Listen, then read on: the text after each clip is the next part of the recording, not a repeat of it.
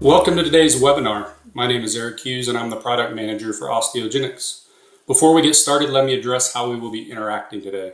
From a technical perspective, we can't hear or see you, but we would love to hear from you and be able to answer any questions that you may have. There's a Q&A button on the right-hand side of your screen where you can type your questions at any time and we will try to get to them and get them answered during the webinar. Now to introduce our presenter, Dr. Sergio Garcia Moreno. Dr. Garcia Moreno received his bachelor's in dentistry from the University of Rey Juan Carlos. He received his master's in oral surgery and implantology at Hospital de la Paloma. He is a collaborative instructor for master's programs at the University de La Salle and UPC. Dr. Garcia Moreno lectures at multiple national and international conferences on bone regeneration, and he's authored articles in both national and international journals. He maintains a private practice in Madrid, which specializes in implantology and prosthodontics. Dr. Garcia Moreno, welcome. Thank you for joining us today. Thanks to Osteogenics for the invitation to be here today, talking about such an interesting topic as guided bone regeneration. Today, inside this huge topic that is guided bone regeneration, we are going to talk about the importance of graft stability inside guided bone regeneration. And let me see. Now, and as you all know, for sure, graft stability is one of the key factors in order to have predictable results and success in GVR. And the reason why it's so important, graft stability, is that because we have to know that if we don't have enough graft stability in our grafted area during the healing time, there are going to be some micro movements inside our grafted area, and these micro movements will have an effect on the cellular differentiation of the mesenchymal cells that are inside of this grafted area. And these mesenchymal cells, instead of differentiate into osteoblasts, they are going to differentiate into fibroblasts. So at the end of the day, at our reentry, what we are going to find is that instead of having a very nice bone formation, we are going to have some degree of encapsulation of our biomaterial in soft tissue. And also another big problem that we can have when we don't have enough graft stability in our grafted area during healing is that the final morphology of our crest is going to be affected. We have to always consider that our objective and our goal when we are building up and generating bone in our GVR procedures is to create rectangular shaped crest. This is our objective always when we are doing GVR. And if we don't have enough graft stability, what we are going to find is that that lack of graft stability is going to cause a migration from the crestal part to a more apical part.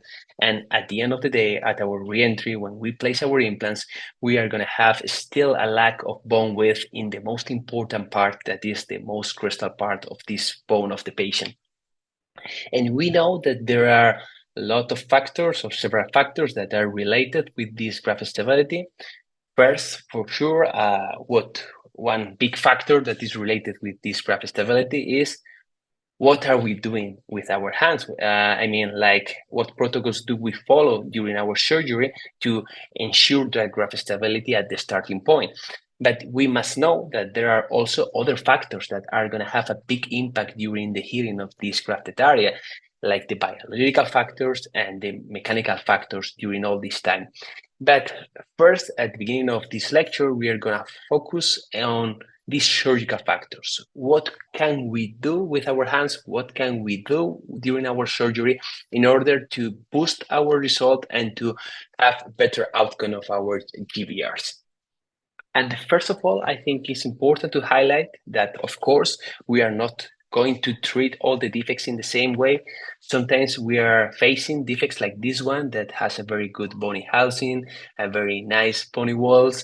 And in this type of cases with such a good morphology, we can just place our graft in our defect, and the stability of this graft is going to be ensured just by the retention that is given by the surrounding bony walls. So all that we have to do in these scenarios is to cover with our collagen membrane, and we are just protecting and doing this barrier effect to promote a cell exclusion, but we are not trying to ensure the graft stability with this membrane. But A lot of other times we are facing defects like this one, in which the bony housing is not so good. Now the bony walls are not so retentive, the morphology is not so positive. And if we try to follow this same protocol in this type of cases, what we are going to find is that the results that we are going to achieve are going to be for sure very, very poor. So one first step that we can do in order to try to improve the graph stability in this type of scenarios is to try to use the membrane that we are using in our GBR protocols as a way to stabilize perfectly our graft. This is what we do when we are following the famous technique from Isvan Urban introduced in 2011 in this paper. And basically what we are doing is that we are using flexible collagen membranes that we are going to stretch. And in this way, by stretching those membranes, we are generating some tension, and this tension is going to stabilize perfectly our graft in the morphology that we want to build up for our crest. And by following this protocol, we can see that we were able to have a very nice bone gain here in this area. We were able even to go outside of the bony housing of this patient.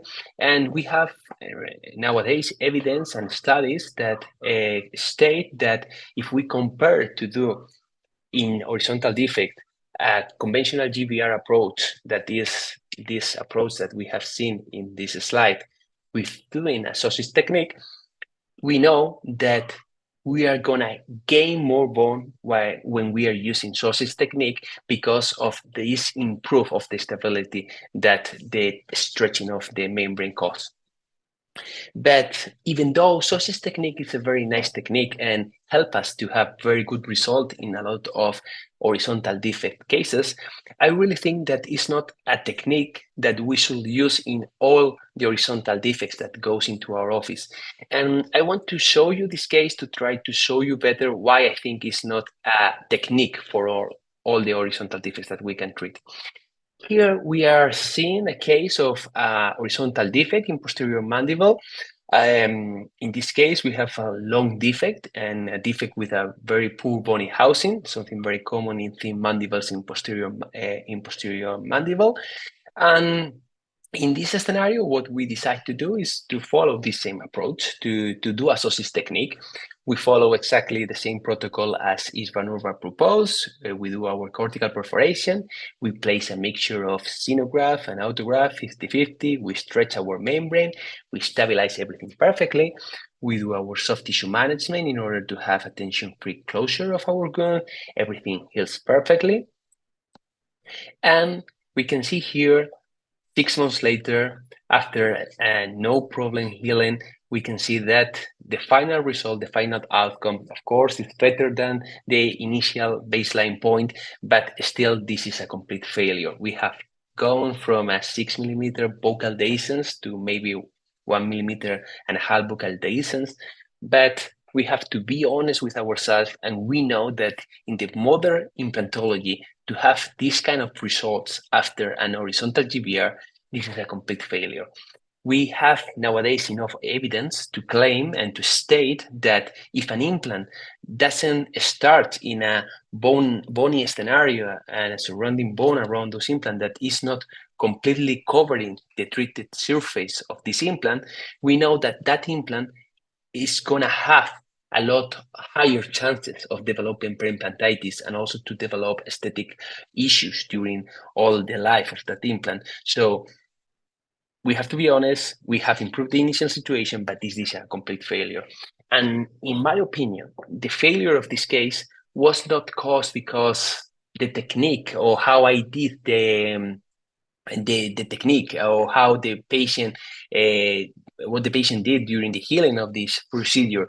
I really think that the problem here was the selection of this technique to do a sausage technique, because we have to think that even though a collagen membrane is going to do a barrier effect that is going to last for around 3 months, 4 months, depending on the membrane that we are using, the properties of that collagen membrane to be an stabilizer for our bone graft are going to be lost a lot sooner, because as soon as the degradation of the membrane starts by the enzymatic action of the cells of the patient, this stability is going to be compromised. And if we are treating defects like this one, that is a long defect and also a defect with a poor bony housing, we have two situations that are going to cause that the difficulties to ensure perfectly the graft stability are going to be much higher.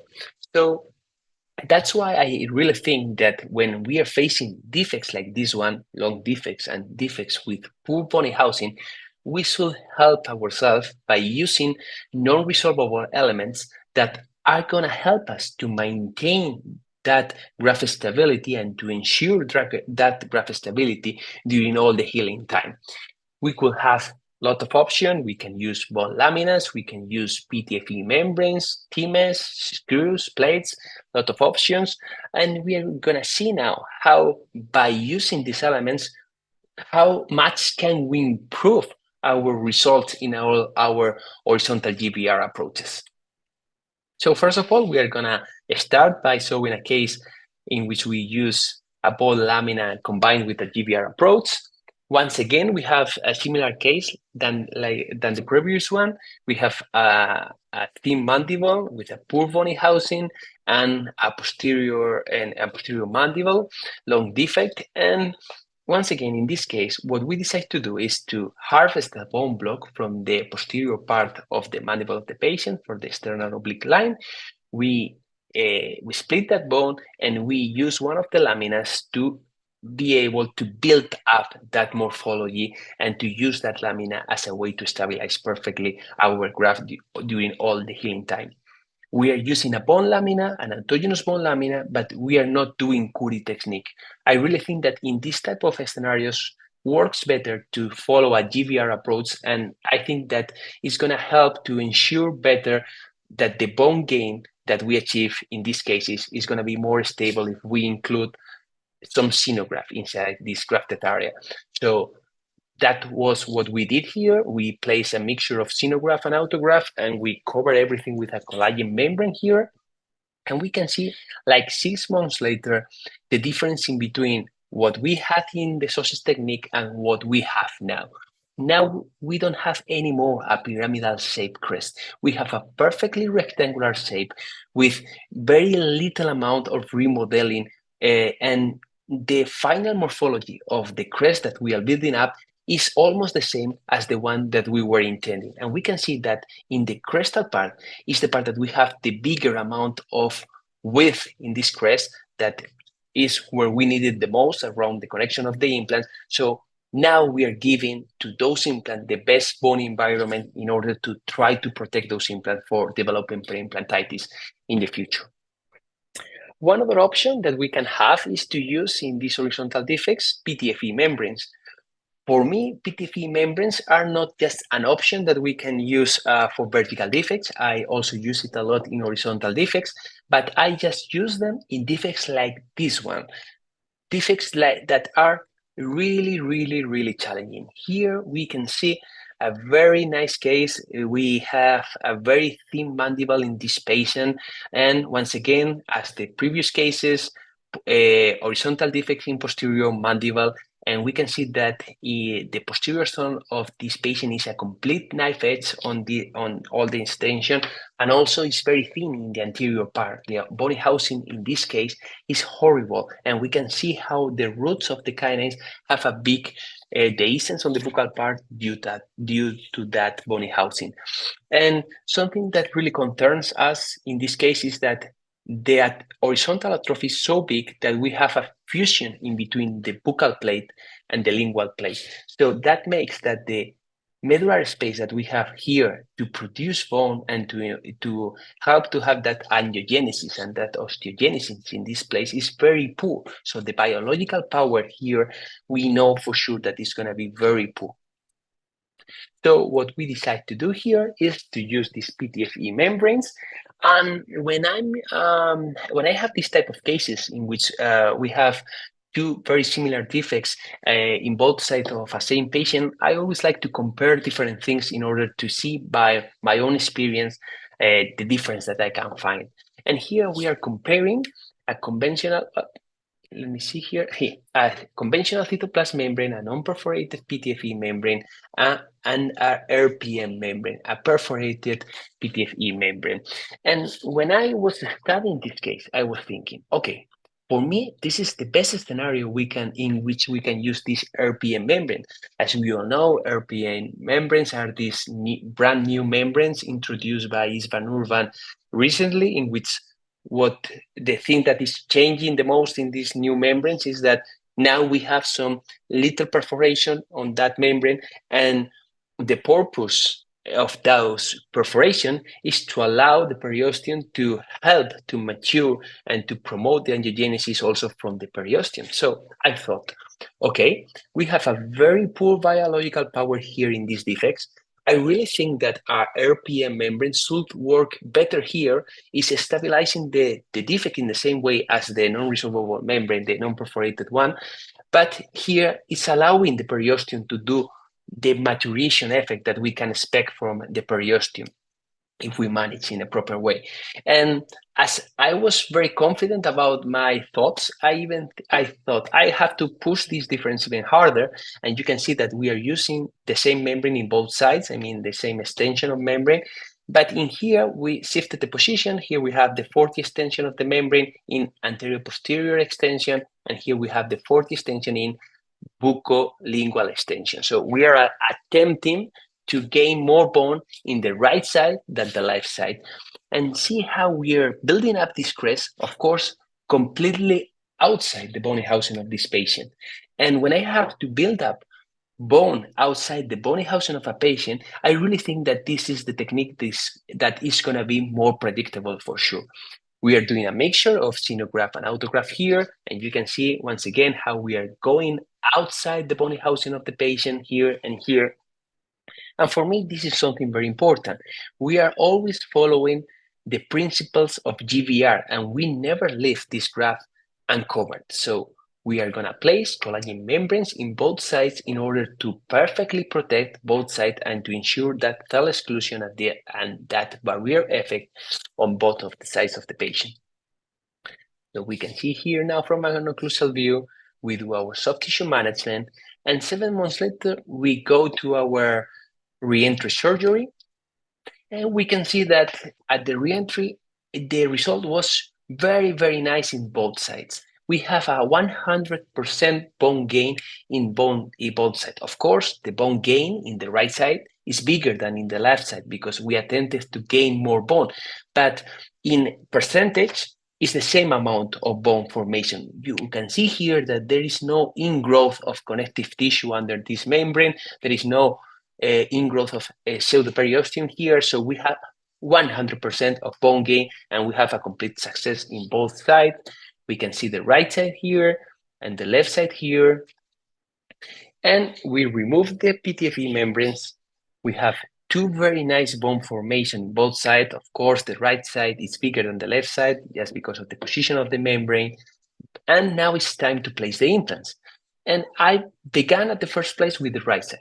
And I placed my 3 implants. I'm not doing a biopsy. I cannot tell you about how was the degree of maturation in an histology, but I'm just going to share my surgical feelings at that point. So I placed my implants in the right side, and the surgical feelings were very, very nice. All the implants were very stable. All the implants were over 30 newtons.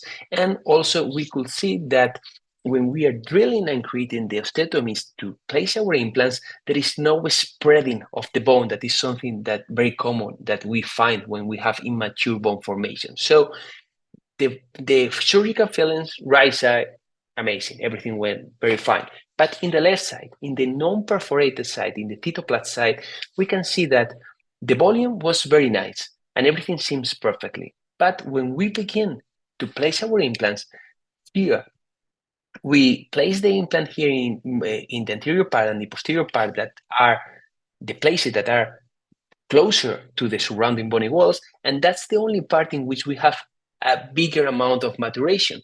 But in the mid part of this regenerated area, you can see that the degree of maturation is very, very, very poor.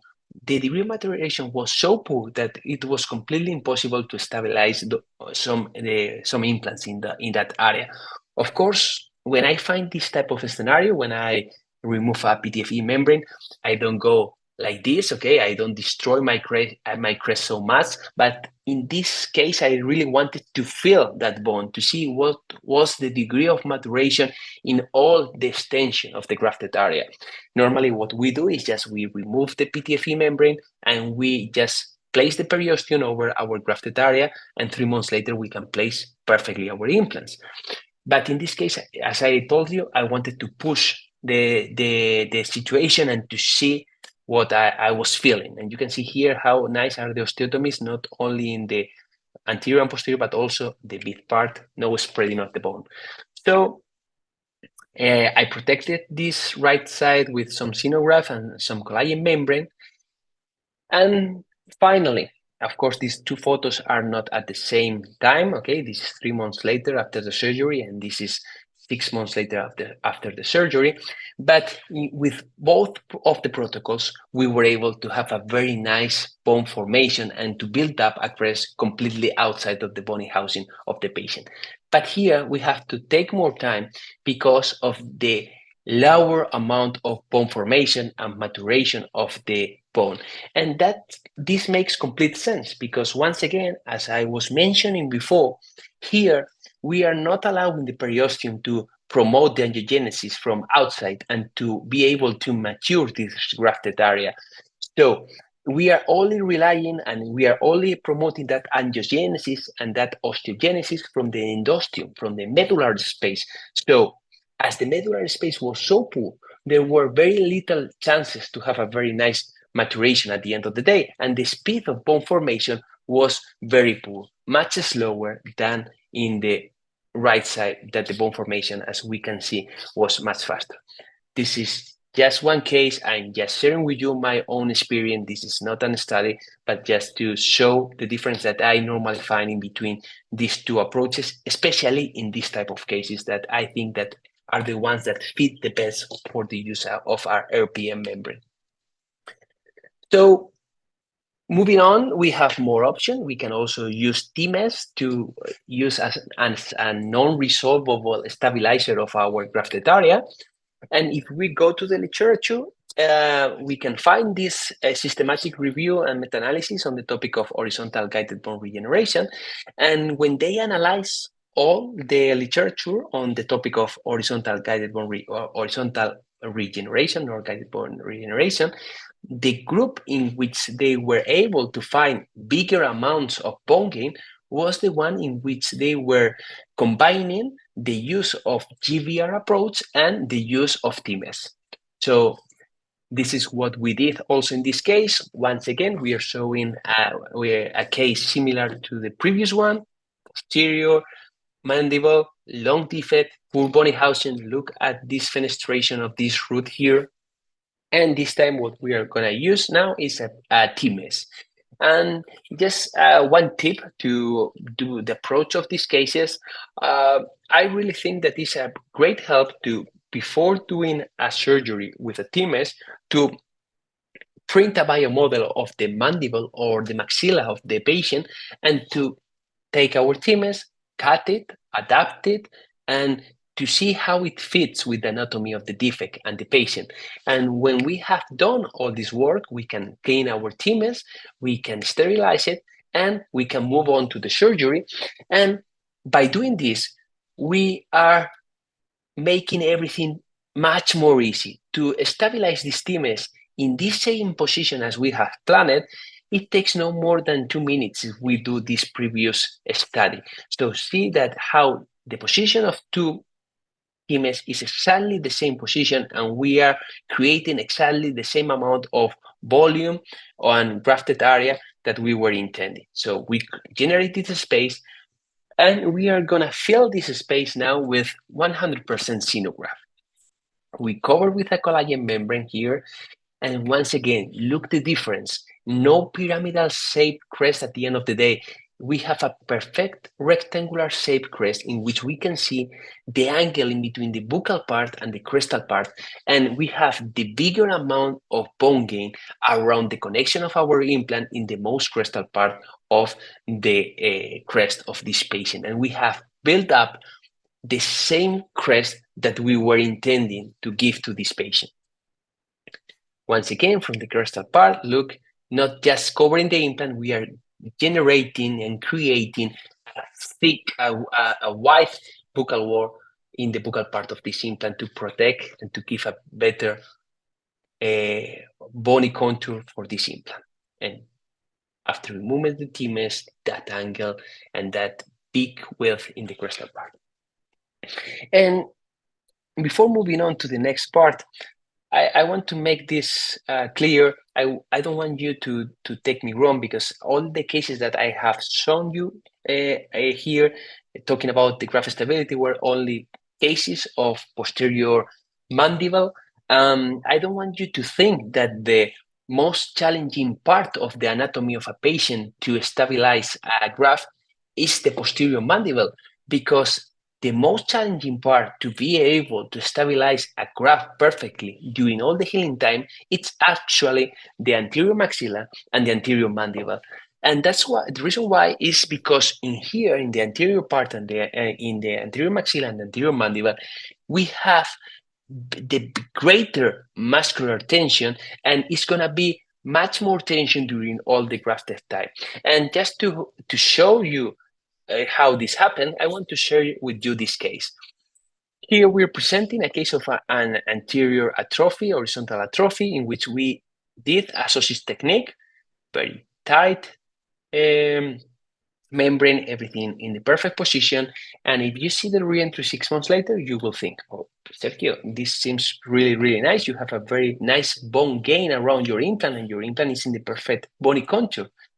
But if we see this same case from a frontal view, we can see that once again, the situation changed, and we have once again a pyramidal shaped crest. This was not the crest that we were intending to build up for our patient, and we have a migration of the biomaterial from the most crestal part to an apical position. So look how we had to place our implant so deep in trying to compensate this atrophy that we have in the most crestal position. Of course, we do some additional managing here with some soft tissue and some provisional managing also, and we were able to have a nice result. But this was not the crest that we were intending to give to our patient. So that's the reason why nowadays, when I am managing cases like the one that I presented before, I will choose another protocol here. And now we have another big horizontal atrophy in anterior maxilla. We raise our flap, and we are going to see now how I'm changing my protocol nowadays. And I want to have better result, but I don't want to increase the morbidity of my act. So what I like to do in this type of cases, if I'm managing a defect on the anterior maxilla, is to harvest a bone lamina, not from the sternal oblique line. We can harvest also from the lateral wall of the sinus of our patient, as the same way as we are doing when we are doing a sinus lift. So this is what we did here. We harvest this bone lamina, and look how we place that bone lamina in the most crestal position to perfectly hold the graft material in the perfect position and to build up the crest in the most perfect way. And from that point, we are going to do exactly the same that we saw before. We are going to do a sausage technique at the same way as Eastman Urban does, but we have this bone lamina to hold in the perfect position during all the healing time, the graft in the proper position to resist that muscular tension. And here we mix some allograft with some xenograft to avoid to graft some autogenous bone, and we use a set matrix membrane here. And well, just to show you one quick tip here, a lot of times when we are doing sausage technique, we have to fix our membrane with pins, and we all know that this can be something a bit uncomfortable for our patient. So a very nice help that I use in my daily practice is to combine the use of these collagen membranes, in this case a set matrix membrane, with the prophysis screws. I love prophysis screws for PTFE membranes, for fixing PTFE membranes, but it's also a great help to fix collagen membranes in a more comfortable way for our patient. The only thing that we have to do is to stretch that membrane in order to avoid any problem while we are placing our prophysis screw. And you can see how we are stretching that membrane, and the membrane is perfectly stretched in all this tension, but we have a better morphology now and a bit greater protection for all the healing time thanks to this bone lamina. Well, as we mentioned before, there's not only the surgical factors, there are going to be also other factors that are going to be related with that graft stability during all the healing time, like the biological factors and the mechanical factors, muscular tension, masticatory forces, but also one other very important tension that is going to be applied over our grafted area if we are not managing the case in the proper way, that is the provisional, the provisional making some impact over our grafted area. So when we're talking about provisionalization, I really think that we should create two big groups. The regeneration in one single tooth defect or just a few teeth defect, in which to provisionalize this patient in a proper way with no compromise of the stability of the stability of the graft by the provisional is very, very easy. We can have a lot of options, and the option that we are going to choose is going to be selected according of the preference of the patient and maybe the preference of the clinician. But everything works very fine and is very, very easy. But the problem arises when we are talking about a fully edentulous patient, in which we have to do massive GVR because they have very atrophic maxilla or very atrophic mandibles. And normally when I hear about this topic in provisionalization in fully edentulous patient and doing GVR in this same patient due to this atrophy, what I'm usually here to the clinicians or the people that is doing the lecture in whatever format or wherever study is that the most common ways to provisionalize this patient in this type of scenarios is to give them two options. Per option, nothing. To don't provisionalize the patient at all and to leave the patient without any provisional during all the healing time.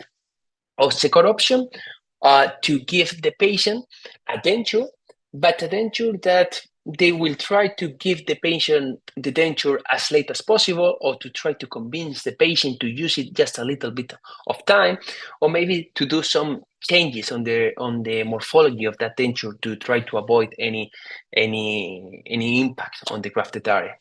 For me, all these options are awful, actually, and I really think that from the patient perspective are very bad option because the quality of life of the patient during the treatment time is going to be very poor. Not if we are giving them a denture, but also if we are giving just nothing at all, but also it's a very poor option talking also from the perspective of the stability of the graft, because if we are delivering a patient a denture, a mucus-supported provisional, we know for sure that even though they use it just a little bit of time or they use it just a few months later, the stability of the graft is going to be compromised. But even more, if the patient has no provisional at all, the stability of the graft is going to be compromised either, because we have to think that maybe the patient at the beginning of the treatment is going to have just a liquid diet, but for sure a patient cannot be with a liquid diet for 7 months, 8 months, 9 months. When that patient feels that he feels more comfortable and that he has no pain at all in that because everything is perfectly healed, he's going to be keen for sure to eat soft things, maybe some bread or whatever, and by chewing this type of soft food, they are gonna compromise also the stability of the grafted area, especially when we are talking of very severe atrophies and very big GVR. So this is the reason why I always prefer to give to my patient an other alternative that is, it will always be a fixed provisional for our patient. And we are going to explore now different type of option that we could give to our patient in order to avoid provisionalizing our patient with the previous protocol and to try to search other type of protocols. So one first way that in which we can provisionalize patient is to try to analyze better what is pre-existing in the mouth of this patient that we are going to do these massive GVRs. And sometimes we have some pre-existing teeth that maybe they are so destroyed that we cannot maintain it for a final rehabilitation, but the fact that these teeth cannot be maintained for a final rehabilitation doesn't mean that we cannot use those teeth as a provisional anchorage for a provisional prosthesis. And that was what we did in this case that we are seeing right here. Look how destroyed were these teeth at the beginning of the treatment. And we have a very big horizontal atrophy in all the maxilla of this patient. We want to extract this teeth and to do a full arch implant supported rehabilitation here. But in order to give a better provisional to our patient, we are going to reconstruct this teeth. We are going to do some endodontic treatment in this teeth and also some crown lengthening. And by doing this, we are able to give this type of provisional to our patient and to have a very nice outcome at the end of the treatment and to deliver a final prosthesis with a perfect bony environment around these implants and having a very good stability in the long term around these implants. We can continue analyzing what's pre-existing in our patient mouth, and maybe there is no teeth that we can maintain as a provisional anchorage, but maybe there are some implants that they are not good enough and we don't want to maintain those implants for the final prosthesis of the patient. But once again, we can use it. We can use that implant as a provisional anchorage. And we are going to see now one case to see how we manage this type of protocols. Here we can see that we have this baseline situation of this patient that have two very big vertical defects in the posterior maxilla due to a previous perimplantitis here. And we have also a failed bridge in the anterior zone. So we know that we want to extract everything here. The implants are in a bad position. We cannot maintain any of the implants. But once again, we are going to do an effort to maintain some implants in the strategic position to be able to build for our patient a provisional prosthesis that is going to be stabilized by those implants. So we extract everything, but we leave these three implants. And here at this point, what we are going to do before going into the surgery is to plan perfectly the provisional from this point. Okay, we want to do all the work of planning the provisional here, and when the provisional is perfectly designed, we can move on to the surgery. This is the initial situation here. And once again, as you can see, we have very similar defects on both sides, and we are going to compare once again the use of our RPM membrane with a Titoplast membrane. And once again, we place our RPM membrane on the right side and the Titoplast membrane on the left side.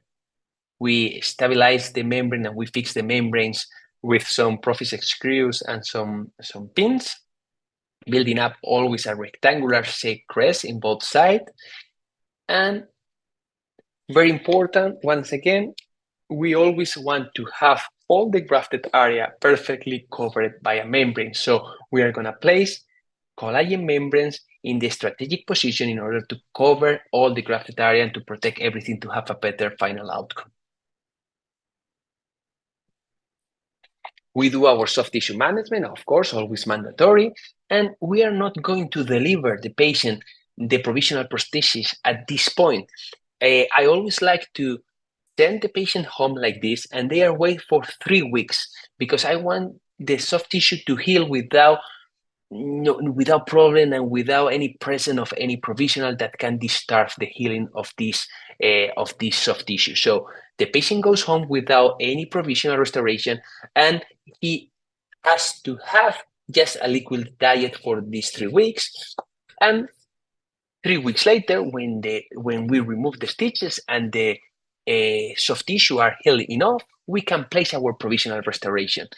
And something important to highlight is that this provisional restoration, as you can see, doesn't have the perfect aesthetic outcome and doesn't have either the perfect occlusal design. All this right side here is in a open bite. There is no occlusion in all the right side, and there's only occlusion in the left side because we don't want to create an overload over those implants, and we don't want to compromise the life of this provisional restoration and the life of this implant during all the healing time. So we adapt the design of these provisionals always to the situation that we are treating. We are not designing at the same way as we do when we are doing a final prosthesis, for sure. And that's how we manage this case. And maybe another situation that we can have at our office in these big GVRs in the endless patient is that maybe there's nothing pre-existent that we can use. There's no teeth and no implants that can be maintained. And what can we do at these cases is to try to do at the same time that we are doing our GVR to place our implants to be able to deliver 1 week later a fixed provisional over those implants that is going to be an immediate loading provisional. So once again, we are going to see one case to see how we manage this type of protocols. And here we can see a case in a mandible. This is the baseline point in which we can see that this patient had this very wear teeth and with a compromised situation here in the anterior mandible. But we discussed different options with this patient. And after discussing several options, we decided that the best option for her was to extract everything and to do one all-on-4 approach. And as you can see here in the CBCT, when we are planning the placement of those implants for our all-on-4 approach, we can see that the mandible of this patient is so thin that we know for sure that we are going to have a buccal dehiscence over the buccal surface of the central implants. So we go with our surgery, we extract the teeth, we extract the implant, we do some bone remodeling to generate a little bit more of space for the provisional restoration and for the final prosthesis, and we place our implants. And we can see here that we are placing these screws here to do this tenting effect to try to protect the grafting material for all the muscular tension that is going to be applied for the muscles that are in the anterior zone of the chin area that are very strong muscles. And that's the reason why we are placing these tenting screws. And as you can see, we are not burying the implants. We are placing here some transepithelial abutments over these 4 implants to connect later on the immediate loading prosthesis. We harvest some autogenous bone, we mix with some xenograft, and we do a sausage technique approach to stretch the membrane and to stabilize everything perfectly. The only difference that we can see is that look how we are going all the way through the membrane and connecting through the membrane the final provisional prosthesis that we are going to deliver to our patient. The overcorrection that we are creating here in this zone and the occlusal view. Then, of course, always so important in GVR, tension-free closure and a primary good closure here. And we just transmit, we take some impression, digital impression, and we transfer all the info to our lab in order to be able to deliver this immediate loading prosthesis to our patient. And look, this is 1 week later, and the placement of the immediate loading prosthesis. And look at the design of this prosthesis. We cannot wait for 3 weeks as we were doing in the previous case. We have to place this provisional prosthesis in the first week, as we know, and look all the room that we have created to don't impair the soft tissue healing here, okay? We want to leave a lot of room here for the swelling of the soft tissue. We don't want to compromise that healing, so we leave in the design of this provisional prosthesis a lot of room to be able to have a proper soft tissue management, and this is 1 week later. And just to give a full picture of this case, here we do a vestibuloplasty and some free gingival graft because we didn't have keratinized tissue here, and we all know that here we need both of them. We need a nice bony contour, but also a nice mucosa contour around our implant.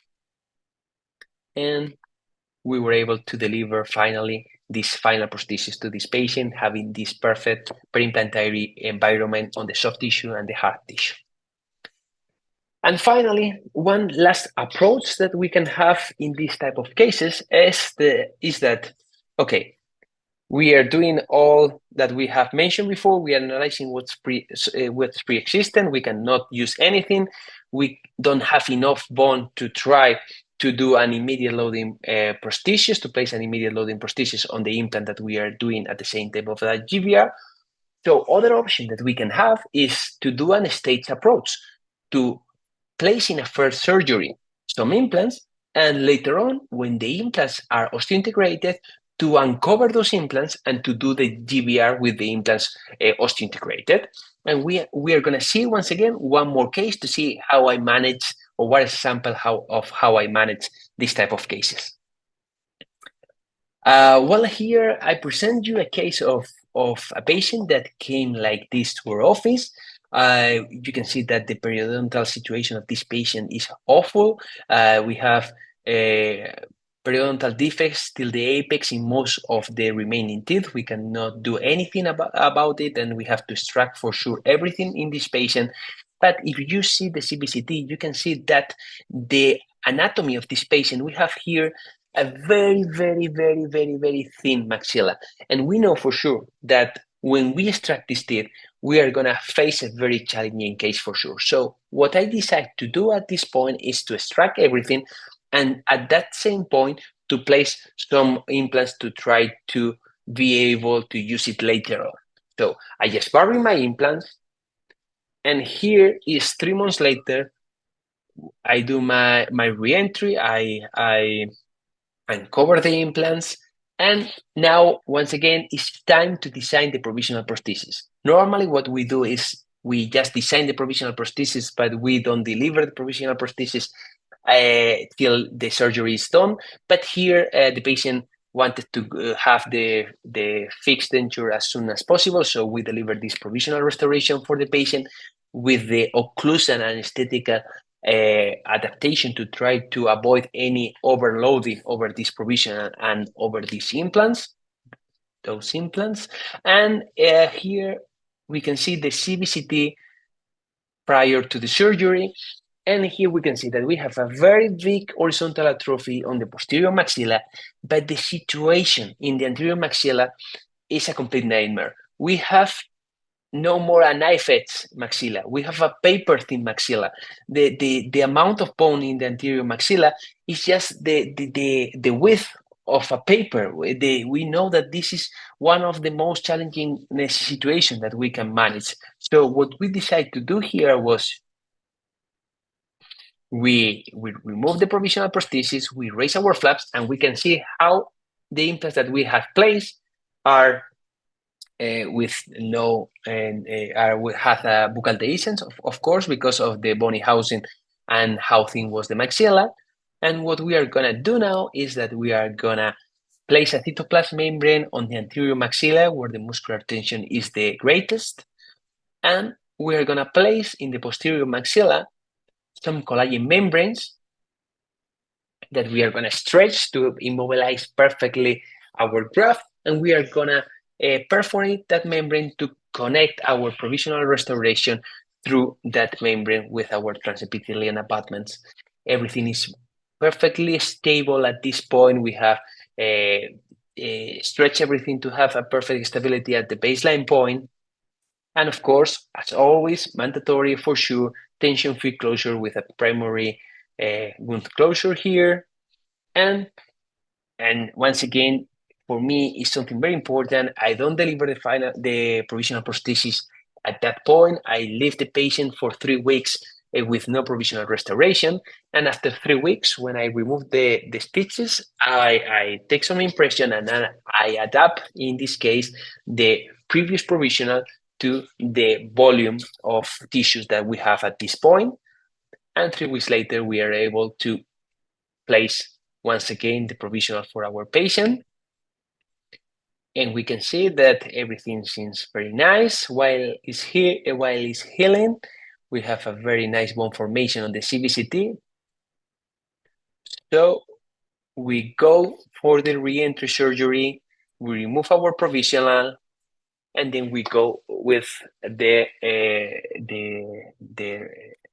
removal of the PTFE membrane, and we can see that those implants that we had here with buccal dehiscence are fully covered by bone in both sides. We can see that they are not only covered, they are covered by a big amount of bone, a big width over a big buccal plate over those implants. And in the anterior zone, remember that we have a paper thin maxilla on all the anterior zone, and now we have 1 centimeter and a little bit more of bone width in which we can place our implant in the perfect prosthetical position and to give those implants a perfect bone environment to be able to have the biological protection that they need. So, well, finally, I would like just to conclude repeating one more time the same message that I have been repeating during all the lecture, that primary and secondary stability of the graft are key for predictable outcome in GVR, that the use of mucosa-supported prosthesis as temporaries pose a significant risk for regeneration failure, and that we must ensure stability during the bone graft healing with appropriate provisionalization that does not cause any mechanical trauma to the graft. So thank you all for your attention. I think that we have some remaining time for some questions, so I will be delighted to answer all the doubts that you can have. Yeah, thank you, Dr. Garcia Moreno. That was some really great information. Yeah, it's time for the Q&A portion. Remember, we'd love to hear any questions that you have. For those of you watching, there's a Q&A button at the top right of your screen. So I wanted to get into a little bit on, and you touched a little bit on this, is your graft material selection. When are you using like a xenograft versus autogenous or even an allograft in some of your GBR cases? Well, actually, something that I'm changing a lot, and I think that there's a lot of debate, and there's not an universal truth about this fact, and we will never know because we will never have enough evidence to be able to state something for sure, I think. But in my opinion, when we are dealing with horizontal defects, it's sorry, Stephen, the echo is back. Thank you. With horizontal defects, I think we're cutting as out a little I bit said before, in and out. do you hear me, Eric? Yes. As I was saying, perfect. With horizontal defects, I really think that we can use autogenous bone, and of course, it's going to be a very good help in the healing of our grafted area. But there are a lot of possible horizontal defects that we can treat, that we can go just with a mixture of xenograft and allograft, and we will still have a very nice result. And I really think that the stability of the graft in horizontal guided bone regeneration is a bigger key factor than the use of autogenous bone. Of course, this is very controversial, and this is just my opinion, but this is my experience. And when I'm going into vertical defects, I still think that autogenous bone is something really important. And if I'm facing and I'm treating vertical defects, especially very big vertical defects, I want to use as much autogenous bone as possible, because I think that that's not the same scenario. That this is a complete different type of case, but still with very let's say vertical defects that are less than 3 millimeters, I still think that it will be also predictable to treat just with biomaterials by mixing allograft and xenograft. Okay. What is your typical mixture when you do mix your allograft and xenograft? I usually do 70-30 allograft, xenograft, but maybe 80-20. Sometimes it's difficult to perfectly assess if it's 70 or 80. But I want to have more allograft and just a little amount of xenograft that is going to be the one responsible for the stability of the graft. In the last systematic review and meta-analysis in the topic of horizontal guided bone regeneration, the only thing that we know about, or the only thing that they were able to state in that article was that when they were using xenograft, we are able to have better stable bone gains in the long term. So that's the reason why I always want some xenograft on my grafted area. Okay, great. We had a question about the threads. How do you clean the exposed implant threads before placing your graft material in the second stage of your surgery? I imagine. I guess that they are talking about the last case. Well, I don't think. I think that there's no need to clean the threads in this point, and I think that the evidence of this case is enough to say that I'm right. I mean, like, we know that there is no bone formation around bacteria. Okay, that's something that we all know. Sorry, Stephen, the echo is back. Okay, so if we have a buccal dehiscence at the starting point of this case, and when we do our reentry, we have a very nice bone formation, that means that that bony surface is not contaminated.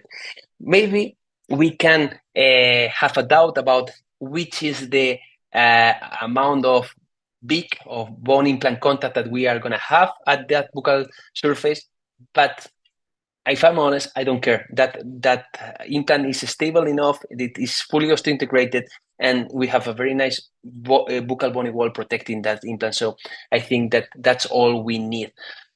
So I don't need to clean. I just want to remove the soft tissue that is covering the buccal dehiscence of this implant, and I'm just placing some bone, and it works perfectly, in my opinion.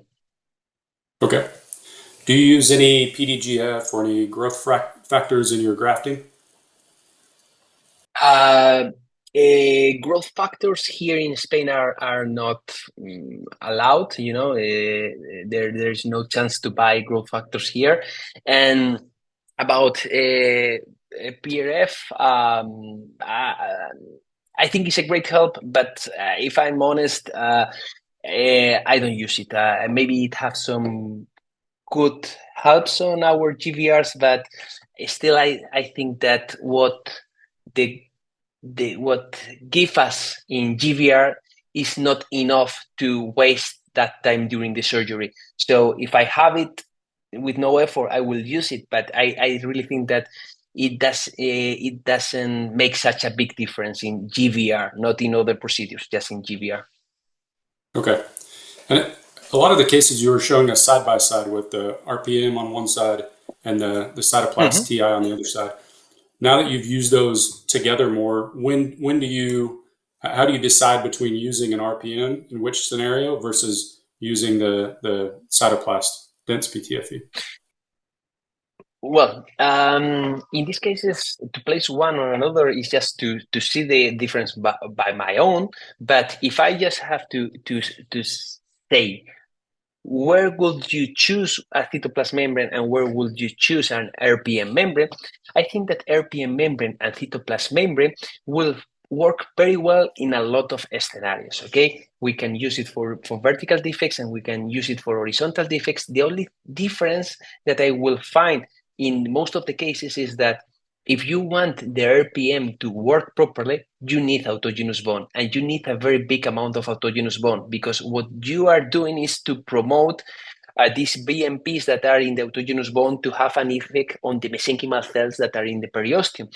So if you try to do an RPM guided bone regeneration without a big amount of autogenous bone, I think that you are not going to have a nice result at the end of the day. So if you rather prefer to reduce the morbidity of your surgery and to use a bigger amount of biomaterials, I think you should go for cytoplasm membrane, perforated membrane, to have a, a longer treatment time, but you reduce the morbidity of your treatment.